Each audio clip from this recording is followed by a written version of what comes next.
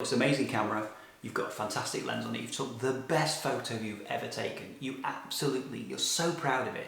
You want to show all your friends, get it out there in the world, show everybody how great you are as a photographer. You bang it on Instagram and boom, it's compressed the living hell out of it and it looks totally rubbish. It's nothing like what your photo looks like on your camera or on your screen. And there are ways of sorting that out to a degree.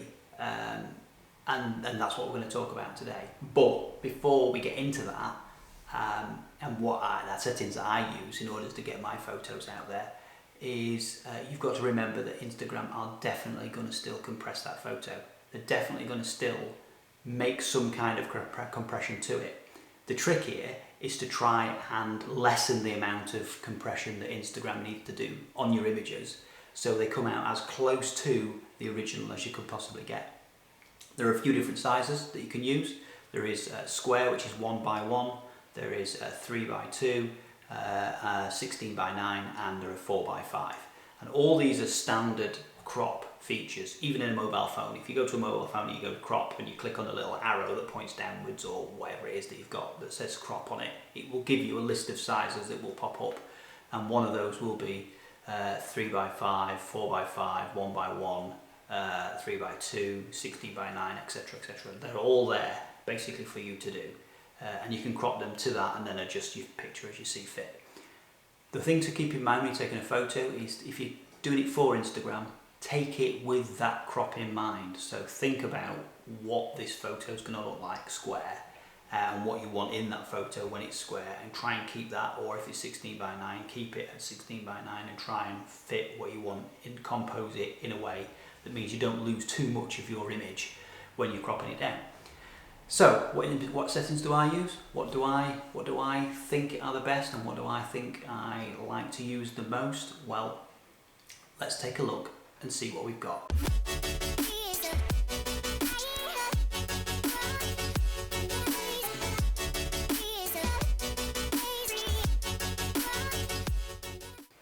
So when I'm using my Instagram, and I'm using it, I put mine through Lightroom, and I make sure that everything that I do is done through Lightroom first and is taken from that point onwards.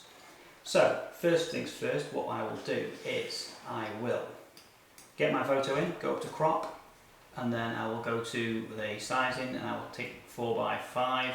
I can hit X if I want to make that a portrait or a landscape, depending on what I want to do.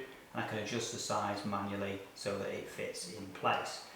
So there I am, adjusting the size, so I know what I want. I want to just sort of crop out a little bit of the light on this car, and then keep it sort of centered so that it's sort of in this sort of focus of the photo.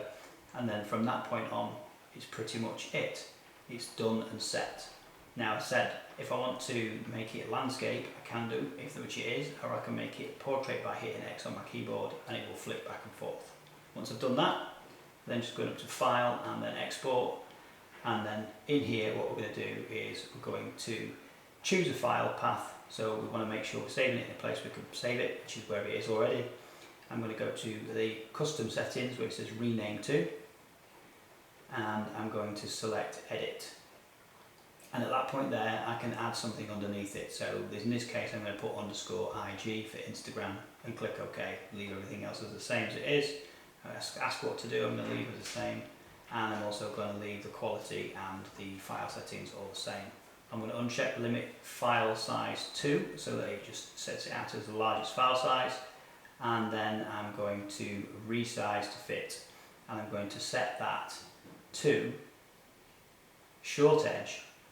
And then I'm going to change it to 1080. So the short edge is 1080 all the time, which means that Instagram is going to not try and compress as much as it possibly could. And leave the resolution at 72 because it's going on the internet, it's going to be viewed on screen. So what's the point in having it at 300, which is a print ready sort of DPI? We'll leave it at 72.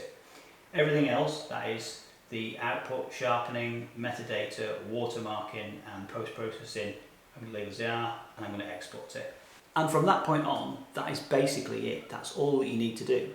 There isn't really much else to do with this apart from choose your size and make sure that you stick to that 1080. Instagram's own website tells you their maximum file size is 1080 along the short edge, and so sticking to that gives it the least amount of compression that you can possibly do. It will still compress it, as I said previously. You're not going to get away from that. They need to store millions and billions of photos, and they can't do that without doing some kind of compression to allow it to load quick on the internet and on their apps. However, this lets you do the least amount and keeps your image at the most highest res, most closest part to your original image that you can get it.